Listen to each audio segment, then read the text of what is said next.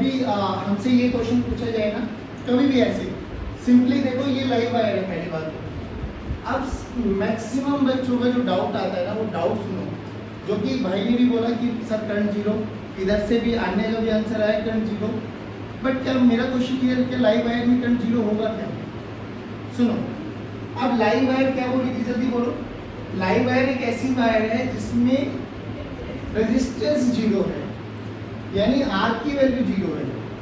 अब according to Ohm's law क्या कहते हैं, V this is equal to I into, और V पोटेंशियल हो गया, पोटेंशियल डिफरेंस। मान लो ये वाला पॉइंट A है, ये वाला पॉइंट B है, तो basically it's a difference between VA minus VB। नहीं आया बच्चों? This is equal to I into R। But जो कि लाइव वायर है, लाइव वायर में potential difference zero, potential same होता है, पोटेंशियल डिफरेंस क्या होगा? क्योंकि इसका पोटेंशियल अगर ये है या 10 वोल्ट है, 0 वोल्ट है, व्हाटएवर कुछ भी वोल्ट है, तो इसके पूरे के पूरे पॉइंट का पोटेंशियल सेम है, तो ये जीरो है ना बच्चों, तो यानी I इंटू आर का प्रोडक्ट भी जीरो होना चाहिए। बट लाइव वायर जो कह रहा हूँ, तो मैंने पहले ही बोल चुका, लाइव वायर में आर की वैल्यू हाँ हो सकता है I भी जीरो है, तो I जीरो तो भी जीरो होगा, R जीरो तो भी जीरो, बट लाइव वायर में जो हमने बोला कि R की वैल्यू क्या होती है, तो I जीरो इसकी कोई गारंटी, तो I हो भी सकता नहीं आया, समझ में? तो लाइव वायर में करंट फ्लो कर सकता है। पहली बात तो ये दिमाग का वहम निकाल दो कि करंट जीरो होगा, जो कि ऐसे क्वेश्चन में एक ऑप्शन जीरो मिलेगा। 95% बच्चा जीरो पे टिक करके आता है, क्यों? क्योंकि उसको इतना समझ में आता है कि लाइव वायर है, पोटेंशियल डिफरेंस जीरो होगा, पोटेंशियल डिफरेंस जीरो होगा, तो I इंटू आर का प्रोडक्ट जीरो होने वाला है, सिंपल। बट इस केस में R जीरो है, that's why I into R का प्रोडक्ट जीरो हो सकता है। बोलो समझ में आया? अब सबसे पहले क्या करो, वही काम करते हैं। देखो इसमें करंट निकालो, हमें हर एक रेजिस्टेंस के अक्रॉस पहुंचना है, अगर पहुंच पाए तो V बाय R कर देंगे, I पता लग जाएगा। सिंपल सी बात। देखो ये 10 वोल्ट है, क्या इसको जीरो इसको 10 मान सकता हूँ? तो ये भी जीरो, ये भी जीरो, ये भी जीरो, ये भी जीरो, ये भी जीरो, मतलब यहाँ तक कोई दिक्कत? भाई लाइव वायर में बच्चे ये 10 तो ये भी 10 तो ये भी 10 तो ये भी 10 तो ये भी 10 तो ये भी 10। बोलो इस रेजिस्टेंस के across potential difference 10 minus 0 10। Current resistance बोलो, करंट बोलो कहां से कहां, हायर से, तो ये करंट की डायरेक्शन आगे कितना आ गया 5। बोलो यहां तक किसी बच्चे को कोई दिक्कत? अब इसमें आओ, ये 10 वोल्ट है, ये 0 वोल्ट है, तो पोटेंशियल डिफरेंस कितना बना 10। करंट कहां से कहां फ्लो करेगा, हायर से, नहीं आया। अब करंट होगा कितना, V बाय R, तो 10 बाय 3, 10 बाय 3 को सोल्व कर लो, मैं 10 बाय 3 आगे होगा नहीं, छोड़ो 0.3 गलत छोड़ दो। अब इधर आओ, 10 और 0 10 बाई 6, 10 बाई 6 बोले तो 5 बाई 3। आप सुनो ध्यान से, ये जंक्शन है बच्चों, जंक्शन पे आएगा कितना 5 प्लस 10 बाई 3, 5 प्लस 10 बाई 3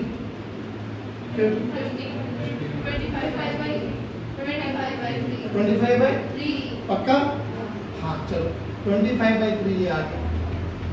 इधर बोलो, इधर से 25 बाई 3 आ रहा है, इधर से 5 बाई 3 आ रहा है, तो 30 बाई 3, तो इसमें 10 आया नहीं आया, तो इसमें 10 आया, तो इसमें भी 10 आया, इसमें भी 10 आया। यहाँ पे 10 को कितने रास्ते मिले, इसमें कितना गया 5, तो इसमें कितना गया, तो करंट का करंट कितना है उस लाइव वायर में 5 एम्पीयर। जल्दी बताओ, कर सकते हो क्या ऐसी कैटेगरी कर सकते हो? जल्दी बताइए, ये आंसर पक्का?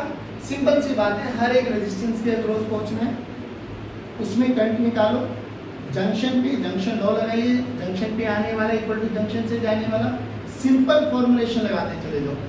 जैसे जैसे आप चल रहे हो ना, वैसे वैसे करंट को भगाते चलो, करंट की डायरेक्शन अपने आप स्पेसिफाई हो जाएगी, हायर से लोअर। तो जिधर जिधर करंट दौड़ता जा रहा है ना, उसको उसमें रखते चले जाओ। एक चीज और, एक ब्रांच में एक ही करंट रहने वाला है। जैसे यहाँ से यहाँ तक कितना है 5, यहाँ से यहाँ तक कितना है 10 बाई 3, यहाँ से यहाँ तक कितना है 25 बाई 3, तो सेम रहने वाला है। बात समझ में? बोलो जल्दी बताइए, कोई दिक्कत? पक्का?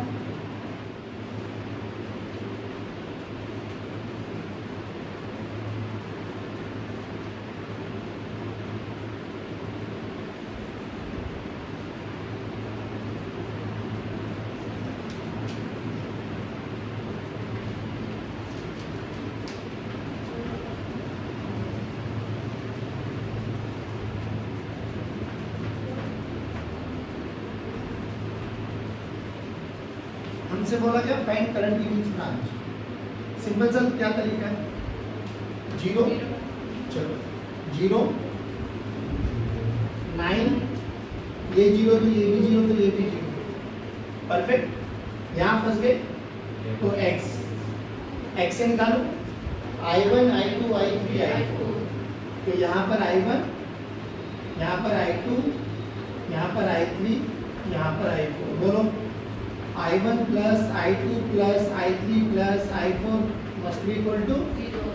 सोल्व कर लोगे, x की वैल्यू निकाल लोगे, एक तो एक बहुत कई बार देखिए जो कि हम लोग सीबीएसई में भी अपीयर करेंगे, तो हमें वैसे इस पे नंबर मिलते हैं, टेंशन लेने की कोई आवश्यकता नहीं। बट कई बार तुम्हारे स्कूल टीचर शायद इस पे नंबर काट दे, क्योंकि स्कूल में तो थोड़ा सा वो लेंथी प्रोसेस को ज़्यादा नोटिफाई किया जाता है। तो एक बार वो तरीका भी मैं बता देता हूँ, दिमाग में बिठा लो बस। बाकी अगर सीबीएसई में ये वाला भी लगा के आओगे ना, कोई ताकत नहीं है आपके आंसर काटने, क्योंकि कोई आप एक्स्ट्रा ऑर्डिनरी चीज़ें नहीं पढ़ रहे, वो ये केसी है। अधिक स्कूल वाले कैसे पढ़ाते, सुन आराम से। मान लो ये हमारे पास एक ब्रांच है, बहुत सिंपल सा क्वेश्चन लेके चल रहा हूँ।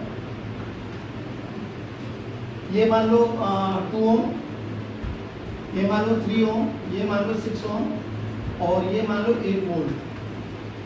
Question is find current and potential across each resistor. Find current and potential, find I and V across each register. देखो वैसे हमारे लिए कोई मुश्किल नहीं है, 0 मानेंगे स्टार्ट कर देंगे अपन लोग, जहां फंस जाएंगे x मान लेंगे, 0 मान के हम स्टार्ट कर सकते हैं, यहाँ फंसेंगे यहाँ x मान लेंगे और हमारे लिए I निकल गया, I निकल गया तो I into R करेंगे, विल गेट द आंसर। ये वाला फॉर्मूला तो मैं ये कह रहा हूँ, ये वाला तरीका तो वर्सेटाइल है, हर एक प्रॉब्लम के लिए एप्लीकेबल होने वाला, कोई टेंशन लेने की बात नहीं। अब दूसरा तरीका क्या है, जो कि हम लोगों को इक्विवेलेंट निकालना आता है। अब इनको इक्विवेलेंट निकालो, बताओ ये दोनों पैरेलल को सोल्व करो, 3 into 6 डिवाइडेड बाय 3 प्लस 6 तो 18 by 9 2, तो इन दोनों का कॉम्बिनेशन पैरेलल में बना, इधर देखो आराम से, तो ये दोनों का कॉम्बिनेशन पैरेलल, और मैंने इसको ऐसे लिख लेता हूँ P। मुझे समझ में आ रहा है कि ये रजिस्टर किसके कॉम्बिनेशन से बना है, पैरेलल, और ये वाला रजिस्टर एज इट इज लगा दो। अब बोलो दोनों सीरीज है, परफेक्ट, ये सीरीज बना दिया, तो ये आ गया 4 और ये हमारे पास S लिख दिया, और यहाँ पर क्या है बच्चों, 8 वोल्ट की बैटरी। सिंपल सा एक ही फॉर्मूला याद रखना, V equals to IR, V equal to, देखो आपको V पता है, R पता है, I बोलो, I की वैल्यू आ गई 2। अब बच्चों यहाँ तक जब आप आ जाओगे ना, तो यहाँ से उल्टा चलना है आपको, जहाँ से आए थे ना वहीं तक पहुँचना है आपको। तो apply reverse gear, reverse gear कैसे लगाएंगे मैं बताता हूँ, एक बार सुन लो। ये लास्ट वाला रजिस्टर देखो, लास्ट वाला रजिस्टर किसके कॉम्बिनेशन से बना है, सीरीज, और सीरीज में क्या चीज सेम रहती है, करंट। सीरीज में क्या चीज सेम, तो यहाँ पे करंट की वैल्यू, यहाँ पे करंट की वैल्यू, तो पुट करो यहाँ पे करंट की वैल्यू, तो I की वैल्यू यहाँ पर भी 2I और I की वैल्यू यहाँ पर भी 2I। बोलो I की वैल्यू 2, R की वैल्यू 2। बोलो यहाँ पर भी कितना बना, 4 वोल्ट। यहाँ पे बोलो भी कितना बना, और कायदा कहते हैं होना भी चाहिए, क्योंकि 4 + 4 ही 8 वोल्ट आना चाहिए, यानी पोटेंशियल डिस्ट्रीब्यूट होता है सीरीज में, याद करो। ये बताओ इस वाले रेजिस्टर के अक्रॉस देखो करंट बताओ कितना है, पोटेंशियल बोलो 4। अब यहाँ पर आ जाओ, ये वाला रेजिस्टर किसके कॉम्बिनेशन से बना, पैरेलल में क्या चीज सेम रहती है, पोटेंशियल। पोटेंशियल कितना है, तो यानी यहाँ पर भी V की वैल्यू 4 वोल्ट और यहाँ पर भी V की वैल्यू, V पता है, R पता है, I नहीं निकल सकता। I की वैल्यू बोलो 4/3, I की वैल्यू बोलो 4/6, खत्म आंसर। ये वाला तरीका भी फॉलो कर सकते हो। ये तो मैं कह रहा हूँ, ये वाला तरीका तो वर्सेटाइल है। इस वाले तरीके से कैसे करेंगे जल्दी बोलो, ये 0 ये 8, ये 0 तो ये भी 0 तो ये भी 0 तो ये 8 और ये x, यहाँ पे I1 मान लो यहाँ पर, और यहाँ पर जल्दी जल्दी बोलो एक बार, I1 + I2 plus must be equal to, जल्दी बोलो I की वैल्यू, I1 की वैल्यू x माइनस, सभी बच्चे बोलेंगे बच्चों, x minus 8/2 plus x minus 0/2 plus x minus 0/6 is equal to 0। Solve for x। x की वैल्यू निकल गई, i पता लग जाएगा हर एक ब्रांच में, i पता लग गया, r पता है, i into r भी आ जाएगा। जल्दी बताओ आया नहीं आया समझ। बस ये तरीका आप देख लो, कई क्वेश्चन में आपको ठीक है अप्रोच लग जाती है। मैं तो कहता हूँ ये तरीका याद करो बस। 0 स्टार्ट हो जाओ, फंस जाओ तो x मान लो एक पॉइंट पर, 2 पॉइंट पे फंसे तो x और y मान लो, 3 पॉइंट पे फंसे तो x y z मान लो, 4 पे फंसे तो समझ लेना कि ये क्वेश्चन इस वाले तरीके से नहीं होने वाला। मैक्सिमम से मैक्सिमम तेरे लिए 2 आ सकता है, मैक्सिमम से मैक्सिमम 2, और 2 को भी बोलते हैं हम अनबैलेंस्ड व्हीटस्टोन ब्रिज। अभी आई टेलिंग कैसे होता है, बोले यहाँ तक समझ में आया। अब हमारे पास अगली वैरायटी आती है व्हीटस्टोन ब्रिज।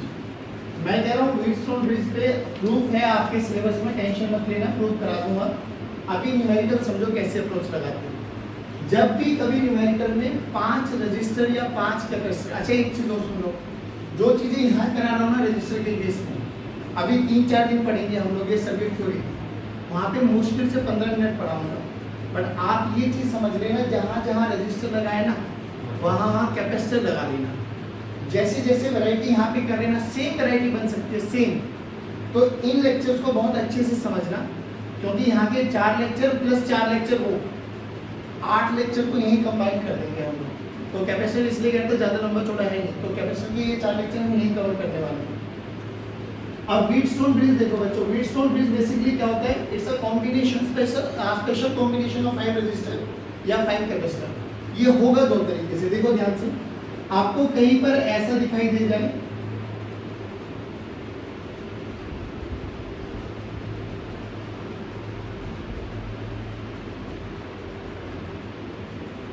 तो देखो ये भी 5 रजिस्टर का कॉम्बिनेशन है। आपको कहीं पर ऐसा भी दिखाई दे जाएगा,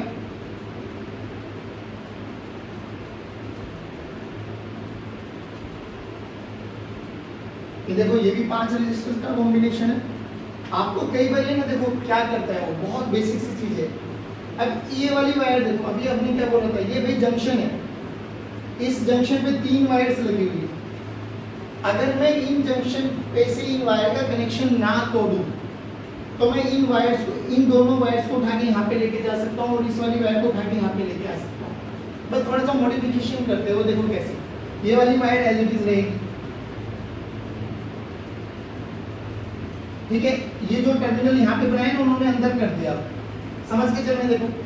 अब जो ये वाली वायर है ना, ये वाली वायर यहीं पे लगी हुई है, देखो एक पॉइंट ये रहा और एक पॉइंट ये रहा, तो यहीं पर अब देखो इन्होंने क्या बनाया इसको,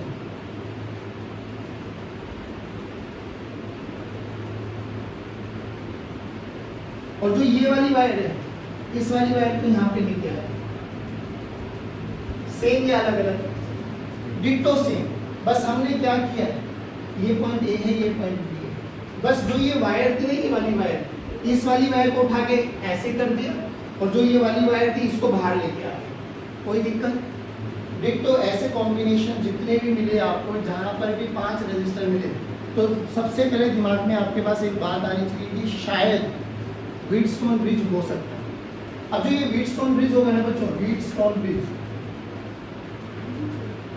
व्हीटस्टोन ब्रिज, तो जब भी ये व्हीटस्टोन ब्रिज आएगा ना, तो सबसे पहले हमें चेक करना है कि ये 2 टाइप का हो सकता है, one is balanced and second one is unbalanced. अब बात यह है कि इस तरह हमें कैसे पता लगे कि which one is balanced, which one is unbalanced। तो कुछ भी मत करो, मान लो ये R1, ये R2, ये R3, ये R4, ये R5, ये R1, ये R2, ये R3, R4, R5, R1, R2, R3, R4, R5। Done? If R1 by R2 की ratio is equal to R3 by R4 की रेशियो, या उल्टा भी कर सकते हो, R1 by R3 की ratio is equal to R2 by R4 की। देखो क्रॉस मल्टीप्लाई करो तो R1 by R3, R2 by R4, और भी बताओ, इनको आपस में क्रॉस मल्टीप्लाई कर दो तो R1 R4 का प्रोडक्ट और R2 R3 का प्रोडक्ट अगर बराबर आ जाए, अगर बराबर आ जाए तो समझ के चलना कि कैसा है, बैलेंस व्हीटस्टोन ब्रिज। अगर बैलेंस व्हीटस्टोन ब्रिज है, इसका मतलब क्या है कि इस वाले पॉइंट का पोटेंशियल अगर C है, मान लो अभी C इसको A मान लेता हूँ, इसको B मान लेता हूँ, ये पॉइंट C मान लेता हूँ, ये पॉइंट D मान लेता हूँ, तो if R1 by R2 is equal to R3 by R4 अगर ऐसा है तो हम बोल सकते हैं potential at C must be equal to potential at D। C और D का पोटेंशियल बराबर होता है और ये प्रूव कराऊंगा, टेंशन मत लीजिए, बिल्कुल प्रूफ होता है और ये प्रैक्टिकल एक्सपेरिमेंट भी। हालांकि मैंने बोला है प्रैक्टिकल एक सेटअप देने के लिए, अगर वो आ जाता है तो कुछ सामान यहाँ पे रखा हुआ है, कुछ सामान मैंने मंगाया है, तो मैं यहाँ प्रैक्टिकली प्रूव भी करा के दिखाऊंगा कि हाँ रियलिटी में ऐसा होता है। हाँ BC बराबर BD। अब एक बार तो BC बराबर BD आ गया, यानी बेसिकली ये तो एक लाइव वायर नहीं बन गई। अगर एक लाइव वायर बन गई तो कल आपको एक न्यूमेरिकल कराया था, इफ यू रिमेंबर, और थोड़ा जल्दी रिस्पॉन्स देना मुझे। ये R1, ये R2, ये R3, बोलो आंसर। तो आपने इस वाले रेजिस्टेंस को काट दिया था, तो इस वाले रेजिस्टेंस का क्या होगा? ये भी खत्म। देखो ना, ये भी क्यों काटा था? क्योंकि दोनों टर्मिनल एक ही पोटेंशियल पे है, तो यहाँ पर भी तो दोनों टर्मिनल एक ही पोटेंशियल पे आ गए, तो हम लोग R5 को हटा देते हैं। तो simply remove R5, remove, simple. अगर बैलेंस है तो, और 95 to 98% तेरे सिलेबस में क्या है? बैलेंस। अगर अनबैलेंस हो गया तो इसको ऐसे सोल्व करेंगे नहीं, उसकी एक अप्रोच है, वही ये नोडल एनालिसिस है जो अभी तक करते आए थे। बस ये वो वाला क्वेश्चन आ जाएगा जहाँ पर दो बार मारनी पड़ेगी, एक x और एक y, वो अनबैलेंस हो जाएगा। तो अगर नहीं हुआ R1 by R2 is not equal to R3 by R4, अगर नहीं हुआ तो अनबैलेंस, तो इसमें हम R5 को रिमूव नहीं करेंगे, बट इसमें रिमूव कर देंगे। सिंपल। अब कैसे भी क्वेश्चन बनाओ, फॉर एग्जांपल R1 की वैल्यू मैंने ले ली 2 ओम, R2 की वैल्यू ले ली मैंने 4 ओम, ये वाली वैल्यू ले ली मैंने 3 ओम, ये वाली वैल्यू ले ली मैंने 6 ओम, ये वाली वैल्यू ले ली मैंने 5 ओम। जल्दी देखो रेशियो बराबर है क्या? कैसे भी कर लो, 2/3 4/6 या 2/4 3/2 और 3/6, तो रेशियो 1/2 आ रही है। हाँ तो रेशियो बराबर आ रही है, और रेशियो बराबर आ रही है तो क्या मैं इसको हटा सकता हूँ? अगर इसको हटा दे तो क्वेश्चन कुछ बना ही नहीं। फिर तो बताओ, ये दोनों सीरीज, ये दोनों और आपस में, तो ऊपर आ गया 6 और नीचे आ गया 9, तो 6 × 9/15, जो भी आएगा आंसर आ गया। अब जो इन बच्चों ने सुबह अभी आते हुए क्वेश्चन पूछा था, वो क्वेश्चन क्या था? सुनो, वो क्वेश्चन बहुत सिंपल सा था। इन्होंने सारे के सारे रेजिस्टेंस R ओम के गिवन थे, जो अभी धानवी ने और नितिका ने पूछा था। सभी के सभी R ओम के रेजिस्टेंस थे, सभी के सभी R ओम के रेजिस्टेंस है। तो बताइए बैलेंस है या अनबैलेंस है? सभी R ओम है। तो बैलेंस है, इसमें क्या सोचने वाली बात आ गई? बैलेंस हो गया ना। अब बैलेंस हो गया तो इसको हटा दो, तो बोलो ऊपर 2R, नीचे 2R पैरेलल में, तो R, खत्म आंसर। नहीं आया?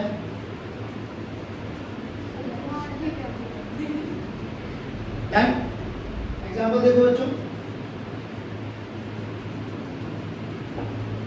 ठीक है, और ये ऐसे है। अब पोटेंशियल डिफरेंस बताओ कितना है? 3 वोल्ट है ना, V वोल्ट है, और सभी में रेजिस्टेंस R ओम। हाँ तो परफेक्ट, चलिए R ओम, ये भी R, ये भी R, ये भी R। तो बच्चों इसको 0 मानो, इसको भी मानो, जल्दी बोलो। तो ये भी 0 बना, तो ये भी 0 बना, तो ये भी बना। ध्यान से रखने वाली क्या बात है? इसके अक्रॉस पता लग गया, यहाँ फंस गए तो यहाँ पर x मान लो, ये भी है तो ये भी है। अरे बोलो ऐसे क्या देख रहे हो बच्चों? यहाँ पे तो करंट डायरेक्ट पता लग गया, यहाँ पे तो करंट कितना आ गया बच्चों? V/R। नहीं आया भाई? इस वाली ब्रांच में तो डायरेक्ट पता लग गया ना। अब इस वाली ब्रांच में निकालो, यहाँ पर I1, यहाँ पर I2 और यहाँ पर, तो I1 + I2 + I3 कितना हो जाएगा बच्चों? सभी बच्चे बोलेंगे। तो I1 की वैल्यू क्या हो गई? x/R, x/R। I2 की वैल्यू देखो, x - V/R plus x/R is equal to, solve for x in terms of V and R। x की वैल्यू आ जाएगी V और R की टर्म्स में, बस रख दो। I1 I2 I3 आ गया। अभी सुनो एक बात और, इस वाले वायर में कितना करंट जाएगा? ऑलरेडी V/R जा रहा है, I1 इधर से आएगा, ऐड कर देना, दोनों का आंसर आ गया। नहीं आया? पक्का? श्योर? तो इस वाली ब्रांच में करंट कितना आ जाएगा? इस वाली ब्रांच में करंट कितना आ जाएगा बच्चों, V/R प्लस I1। और I1 कैसे निकालोगे, यहाँ से x की वैल्यू निकालो इन टर्म्स ऑफ V/R, यहाँ पे रख देना तो x/R जो भी होगा आंसर आ जाएगा। That's it. बोलो भाई, डन? कोई दिक्कत? अब लगाओ सिमेट्री कॉन्सेप्ट। देखो बच्चों, अब आपको बहुत सारे कॉम्बिनेशन ऐसे मिलेंगे जहां ना तो आपको सीरीज कॉम्बिनेशन का पता लगेगा बहुत जल्दी जल्दी, ना आपको पैरेलल कॉम्बिनेशन का। जैसे फॉर एग्जांपल बहुत सिंपल सा क्वेश्चन पूछूं आपसे,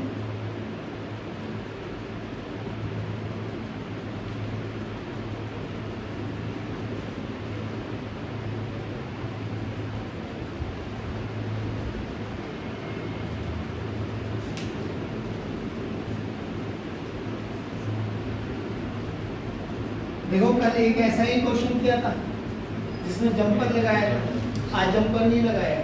अब मेरा क्वेश्चन ये है कि मुझे क्या कैलकुलेट करना है, मुझे रेजिस्टेंस कैलकुलेट करना है ए और बी के बीच में। नाउ अब कैसे करें,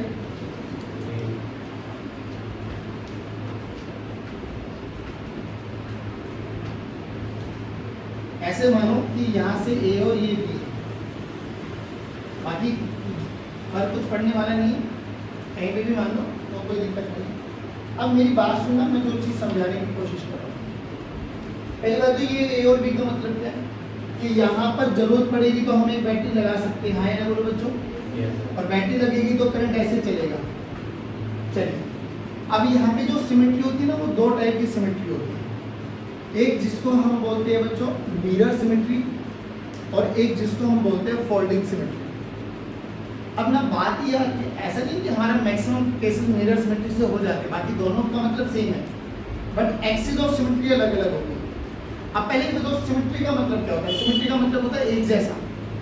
सिमेट्री का मतलब होता है यानी अगर मैं इस सर्किट को काटूं, ऐसे काटूं कि ऊपर वाला नीचे के बराबर आ जाए, लेफ्ट वाला राइट के बराबर आ जाए, डायगोनली काटे तो ऊपर इधर वाला नीचे वाले के साइड में बराबर आ जाए। अब देखो मैं कटिंग दिखा रहा हूँ कैसे।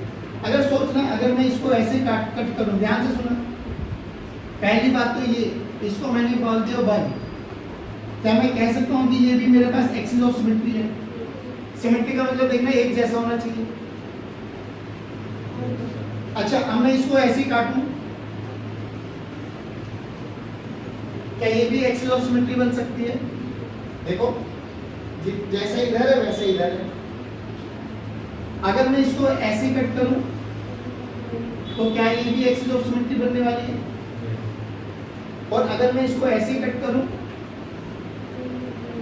तो मैंने देखा एक्सिस ऑफ सिमेट्री कितनी बन गई मेरे पास, 1 2 3 4। लेकिन बात ये आ गई कि हर न्यूमेरिकल में कौन सी एक्सिस ऑफ सिमेट्री हमें चूज करनी है। तो बात ये कि आपको कौन सा मेथड ऑफ सिमेट्री यूज करना है। अगर आपको यूज करना है मिरर सिमेट्री तो उसके लिए लाइन ऑफ सिमेट्री अलग हो जाएगी। अगर आपको यूज करना है फोल्डिंग सिमेट्री तो उसके लिए सिमेट्री ऑफ एक्सिस अलग हो जाएगी। तो पहले बात करते हैं मिरर सिमेट्री। मिरर का मतलब समझना बच्चों, अगर आप अपने आप को शीशे में देखते हो तो आपको मम्मी थोड़ी ना दिखाई देती होगी, अपन ही दिखाई देती है।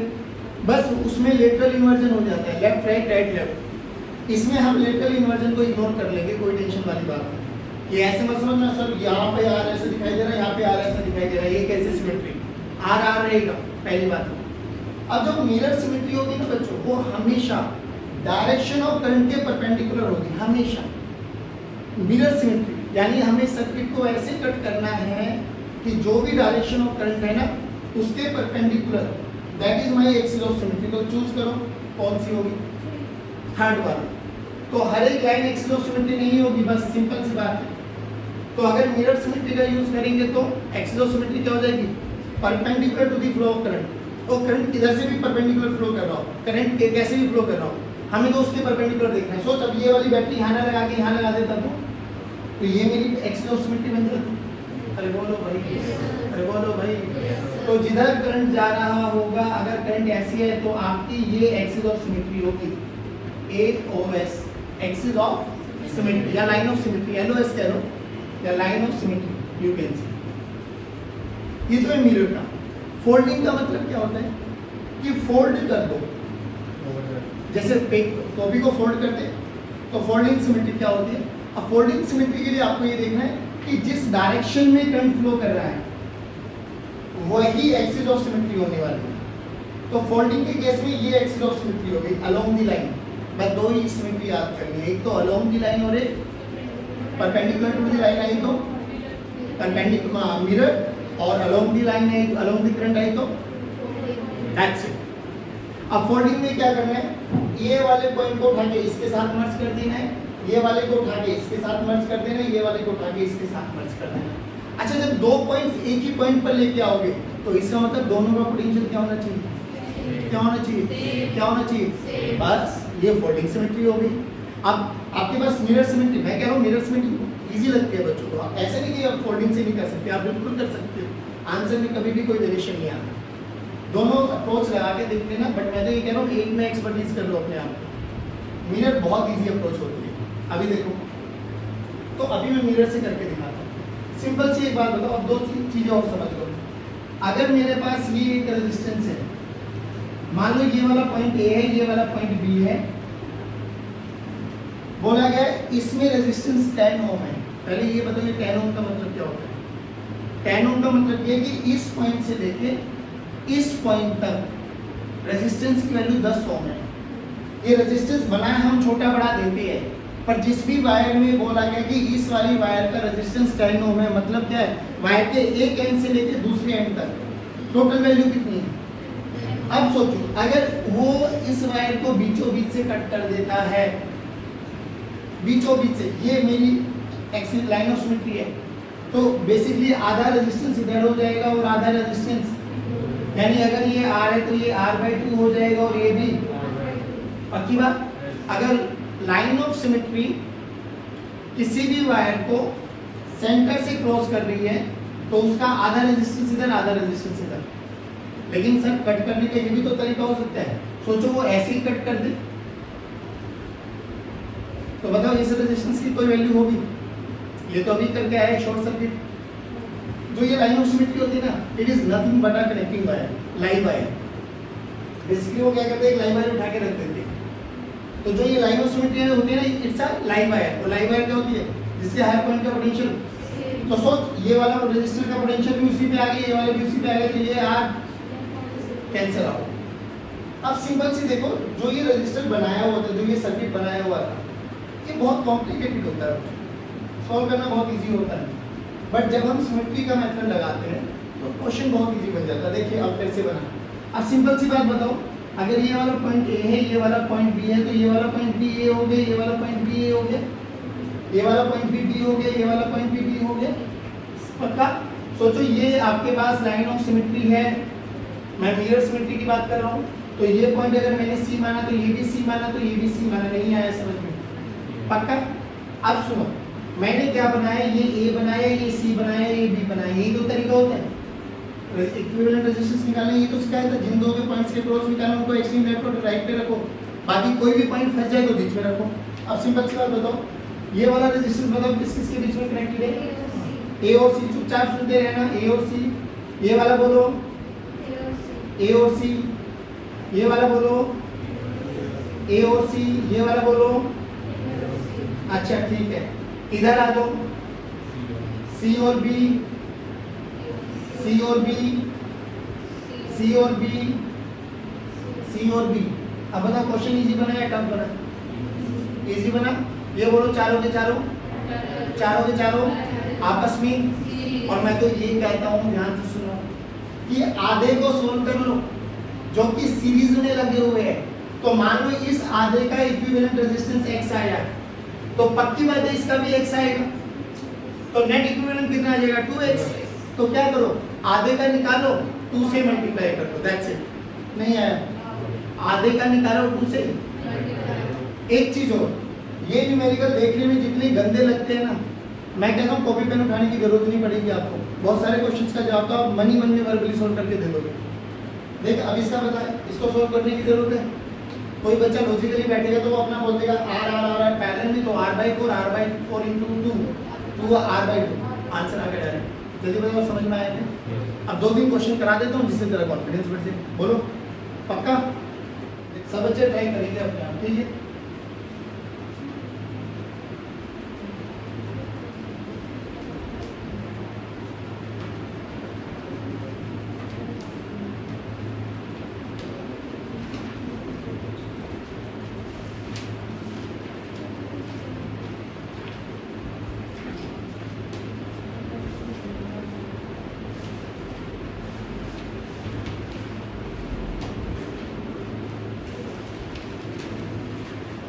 सभी रेजिस्टेंस आर ओ, सभी रेजिस्टेंस आर ओ, ये वाला पॉइंट है ए, ये वाला पॉइंट है B, find R A B, find R A B.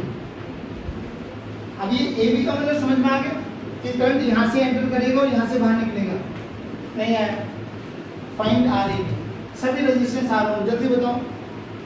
ईमानदारी से बहुत बच्चे वर्बली जवाब दे सकते हैं, थोड़ी बहुत कैलकुलेशन आएगी, कर सकते हो, कोई दिक्कत वाली बात नहीं है। चलो देखो, तो अपन को ए और बी के बीच में निकालना, तो मेरी लाइन ऑफ सिमेट्री ये बनी, तो ये रेजिस्टेंस तो खत्म। अब इसको ये सी माना तो ये भी सी, तो ये भी सी, तो ये भी।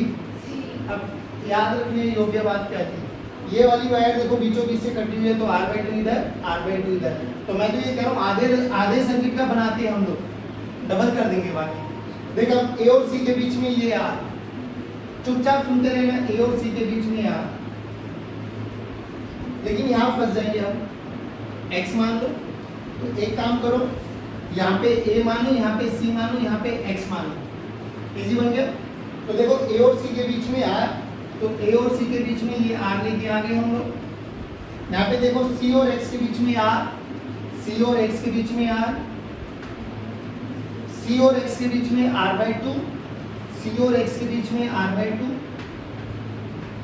आगे आ जाओ, a और x के बीच में r, a और x के बीच में r, और a और c के बीच में r/2। आप सिंपल बताओ कैसे सोल्व करूं, बताओ।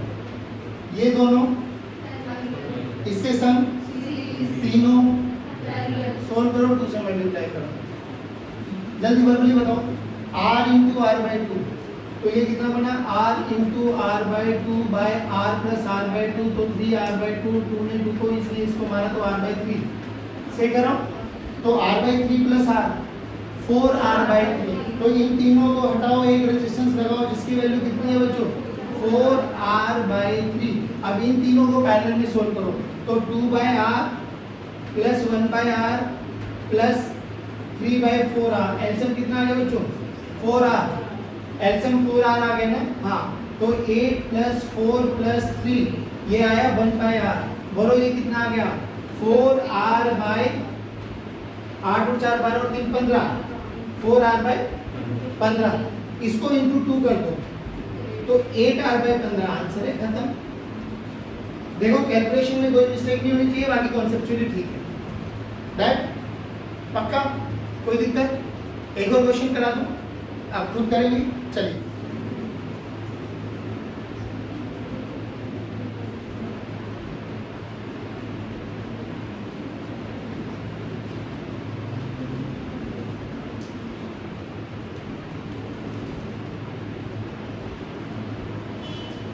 सही है, इसमें R R R R R R होकर रेजिस्टेंस लगा दो।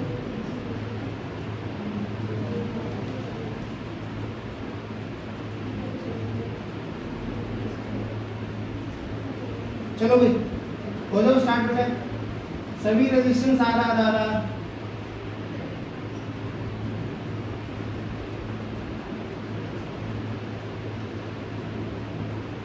This is A, this is B,